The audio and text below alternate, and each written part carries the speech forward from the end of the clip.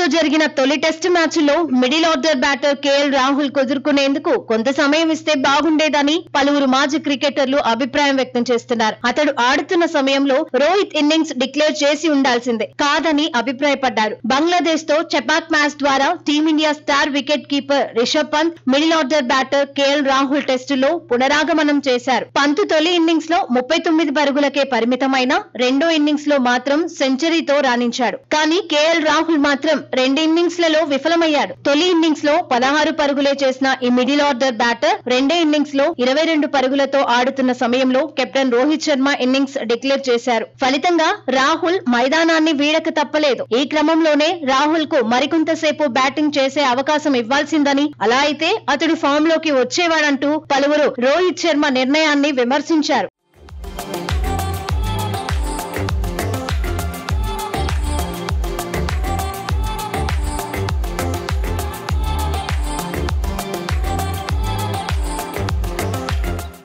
అయితే ఈ విషయంపై రిషబ్ పంత్ పరోక్షంగా క్లారిటీ ఇచ్చారు. భజన విరామానికి వెళ్లినప్పుడే ఇన్నింగ్స్ డిక్లరేషన్ గురించి తమ మధ్య చర్చ జరిగిందని చెప్పాడు. ఇంకో గంట సేపు మనం బ్యాటింగ్ చేస్తామని, ఈలోపు ఎవరు ఎన్ని పరుగులు చేస్తారో చెయ్యండని అప్పుడే రోహిత్ బాయ్ అన్నాడని రిషబ్ పంత్ పేర్కొన్నాడు. రోహిత్ అలా చెప్పగానే తిరిగి బ్యాటింగ్ కు వెళ్లిన వెంటనే వీలైనన్ని రన్స్ చేయాలని నిర్ణయించుకున్నానని పంత్ వెల్లడించాడు. ఇంకాసేపు నేను క్రీజ్ లో ఉండి ఉంటే 150 పరుగులు కూడా చేసేవాడినేమో అని చెప్పుకొచ్చాడు. అయితే ఈ మ్యాచ్ లో టీమిండియా 514 పరుగులు భారీ ఆధిక్యంలో ఉండడంతో రోహిత్ ఇన్నింగ్స్ డిక్లేర్ చేస్తూ నిర్ణయం తీసుకున్నాడు. ఇక భారత బౌలర్ల ధాటికి బంగ్లా ఆటగాళ్లు 234 పరుగులకే ఆలౌట్ అవడంతో 280 పరుగుల భారీ విజయం టీమిండియా సొంతమైంది. మరోవైపు ప్రపంచ టెస్ట్ ఛాంపియన్షిప్ 2023-25 ఫైనల్ చేరే క్రమంలో టీమిండియా మరో ముందడుగు వేసింది. సొంత గడ్డపై బంగ్లాదేశ్ తో 2 మ్యాచ్ల సిరీస్ లో భాగంగా తొలి టెస్టులో గెలుపొంది